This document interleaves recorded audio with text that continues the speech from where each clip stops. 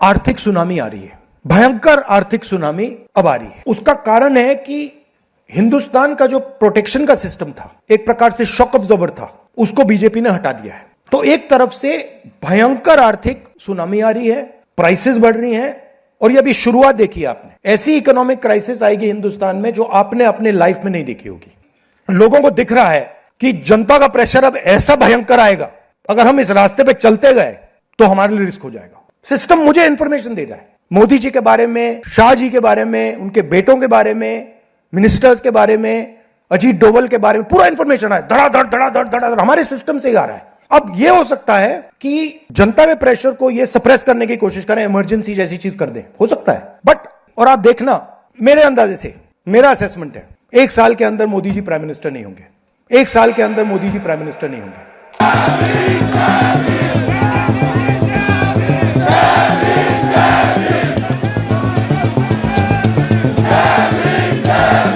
ఒక సంవత్సరం తిరిగేలోపు నరేంద్ర మోడీ ఈ భారతదేశానికి ప్రధానిగా ఉండబోరని, ప్రస్తుతం భారతదేశంలో తలెత్తబోతున్నటువంటి ఒక భారీ ఆర్థిక సంక్షోభం, దీనివల్ల అంతర్జాతీయ ఆర్థిక ఒడిదుడుకుల నుంచి రక్షణ కల్పించేటువంటి వ్యవస్థలను ఈ బీజేపీ పార్టీ తొలగించడం వల్ల నియంత్రణ లేనటువంటి ధరల పెరుగుదల, ఆర్థిక కష్టాలు ఇవన్నీ కూడా తట్టుకోలేక ఎదురు తిరిగి ప్రశ్నించేటువంటి ప్రజలను అణిచివేసే దాంట్లో భాగంగా ఈ దేశంలో త్వరలో ఎమర్జెన్సీ విధించే అవకాశం ఉందంటూ, ఆ తర్వాత ప్రధానమంత్రిగా మోడీ ఈ దేశంలో ఉండబోరంటూ రాహుల్ గాంధీ చెప్పినటువంటి జోస్యం ఈరోజు నిజమవ్వబోతుందంటే దానికి ప్రధానంగా ఈరోజు విద్యా వ్యవస్థలో ఉన్నటువంటి లోపాలను ఎత్తి చూపుతూ, ఏదైతే విద్యారంగంలో పేపర్ లీకేజీలతోటి ఎగ్జామ్స్లో జరుగుతున్నటువంటి అవకతవకలు వీటన్నిటినీ ప్రశ్నిస్తూ కాక్రోచ్ జనతా పార్టీ ఆధ్వర్యంలో జంతర్ మంతర్ వద్ద జరుగుతున్నటువంటి ఒక భారీ నిరసన కార్యక్రమం, వేలాదిగా జంతర్ మంతర్ వద్దకు చేరుకున్నటువంటి బొద్దింకలు,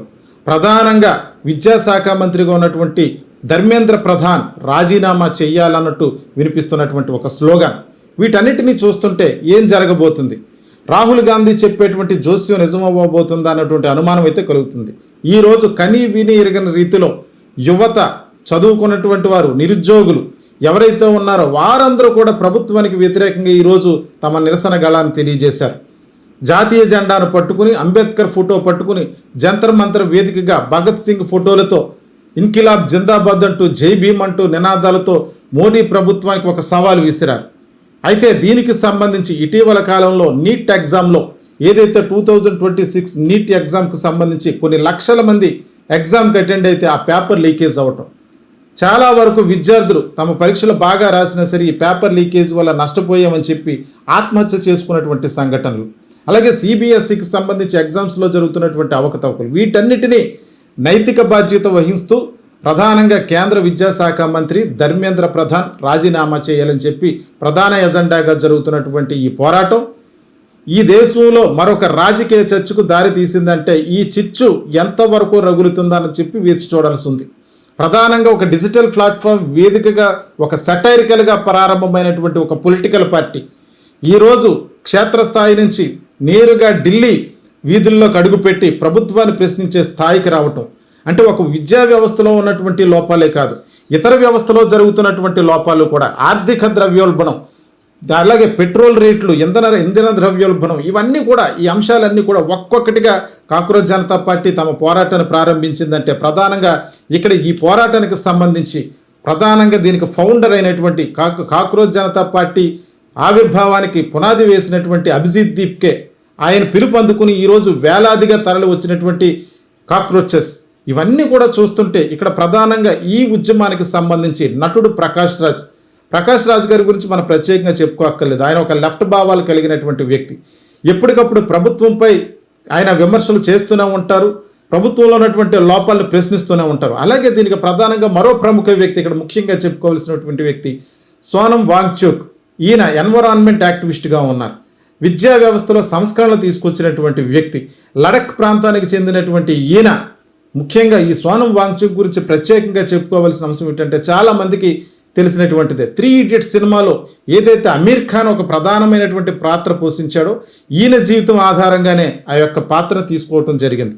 ఈయన లడక్ ప్రాంతానికి చెందిన వారు ఏంటి, అక్కడ జరుగుతున్నటువంటి కొన్ని ఎన్విరాన్మెంట్ ప్రోగ్రామ్స్లో బీజేపీ ప్రభుత్వానికి వ్యతిరేకంగా కూడా పోరాటం చేస్తే పలుమార్లు కొన్ని కార్యక్రమాల్లో, ఆందోళన కార్యక్రమాల్లో ఆయన అదుపులో కూడా తీసుకోవటం జరిగింది. ఈయన కూడా ఈరోజు ఈ యొక్క పార్టీ కాక్రోచ్ జనతా పార్టీ చేస్తున్నటువంటి ర్యాలీకి మద్దతు తెలియజేశారు. ప్రకాష్ రాజ్ మద్దతు తెలియజేశారు. ఇంకా చాలామంది ఇతర పొలిటికల్ పార్టీకి సంబంధించినటువంటి వారు అందరూ కూడా మద్దతు తెలియజేశారు.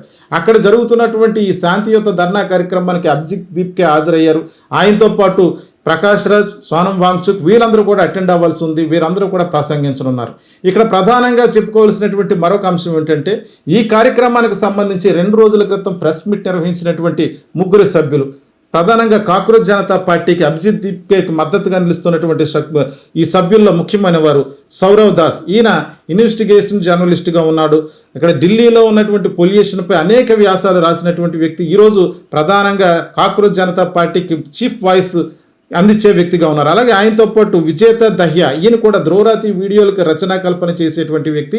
ఆయన టీంలో ఉన్నటువంటి ఒక వ్యక్తి. ఆయనతో పాటు అశుతోష్ రాంక్, వీళ్ళందరూ కూడా మతతత్వ రాజకీయాలను వ్యతిరేకిస్తూ ఈరోజు కాక్రోచ్ జనతా పార్టీకి మద్దతుగా ఒక వాయిస్గా నిలబడ్డారు. ఢిల్లీలో వాళ్ళు ప్రాతినిధ్యం వహిస్తున్నారు. ఈరోజు కాక్రోచ్ జనతా పార్టీ ఏదైతే డిమాండ్ చేస్తుందో, ప్రధానంగా విద్యా వ్యవస్థలో ఉన్నటువంటి లోపాలను సరిచేయాలంటూ ఈరోజు స్టూడెంట్స్, నిరుద్యోగులు, అలాగే ప్రజాస్వామ్యవాదులు వాళ్ళందరూ కూడా బీజేపీకి యాంటీకి ఈరోజు గళమెత్తారు. ఈ ఒక్క అంశమే కాదు, భవిష్యత్తులో ఇంకా ఏ అంశాలపై కాక్రోచ్ జనతా పార్టీ పోటీ చేయబోతుందో ఇంకా స్పష్టత రావాల్సి ఉంది. అయితే ఇక్కడ చాలా విచిత్రకరమైన విషయం ఏంటంటే, ఈ న్యూస్ను చాలా తక్కువ మీడియాస్ కవర్ చేస్తున్నాయి. ఎందుకంటే ప్రభుత్వానికి యాంటీగా జరుగుతున్నటువంటి ఒక యాంటీగా జరుగుతున్నటువంటి ఒక కార్యక్రమం కావడంతో చాలా తక్కువ మీడియా, అంతర్జాతీయ మీడియా కావచ్చు, నేషనల్ మీడియా కావచ్చు, చాలా తక్కువ శాతం మాత్రమే ఈ యొక్క న్యూస్ని కవర్ చేయడం జరుగుతుంది.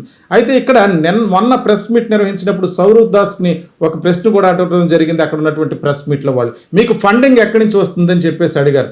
ఫండింగ్ విషయంలో ఆయన చెప్పిన సమాధానానికి మరి నిజంగా వెనకాల ఉన్నటువంటి ఫ్లెక్సీని చూపిస్తూ ఇది ఒక 2,000 రూపాయలు ఖరీదైంది, ఏదైనా ఒక మంచి కార్యక్రమం చేయడానికి ముందుకు వచ్చినప్పుడు మీకు ఫండింగ్ ఎక్కడి నుంచి వస్తుంది, లేదంటే వెనకాల విదేశీ శక్తులు ఉన్నాయా, ఇటువంటి అపోహలు సృష్టించి దీన్ని ఏదో రకంగా అణిచివేయాలని చూస్తారు. కానీ మేము ఖచ్చితంగా ఒక టార్చ్ బేరర్లుగా మారి ఈ రాజకీయాలను ప్రశ్నించబోతున్నాం, సమూలంగా మార్పు తీసుకొచ్చే విధంగా సిజేపీ పార్టీ తరఫున తామంతా కూడా పోరాడబోతున్నాం అంటూ చెప్పారు. అయితే వాస్తవానికి ఈరోజు జరుగుతున్నటువంటి ఈ కార్యక్రమం మరి నరేంద్ర మోడీ ప్రభుత్వం ఏ రకంగా తీసుకోబోతుంది అంటే, ప్రధానంగా నీట్ ప్రశ్న పత్రాలలో జరిగినటువంటి లీకేజ్, ఇప్పుడు నిజంగా ధర్మేంద్ర ప్రధాన్ని వాళ్ళు మంత్రి పదవి నుంచి బర్తరఫ్ చేస్తే ఒకవేళ జరిగింది తప్పు జరిగిందని చెప్పి అంగీకరించేట. మరొక విషయం ఏంటంటే, ఇక్కడ పోలీస్ డిపార్ట్మెంట్ తొలుత అనుమతి ఇవ్వలేదు.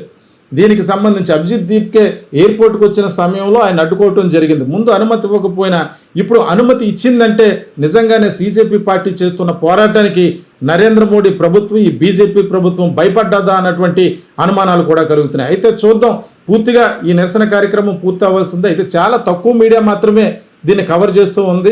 అంటే సోనం వాంగ్చుక్, ప్రకాష్ రాజ్ కూడా ఇంకా వేదిక వద్దకు చేరుకోలేదు. వారు ఏం మాట్లాడబోతున్నారు, ఏం జరగబోతుందని మరిన్ని వివరాలతో మళ్ళీ మీ ముందుకు వస్తాను.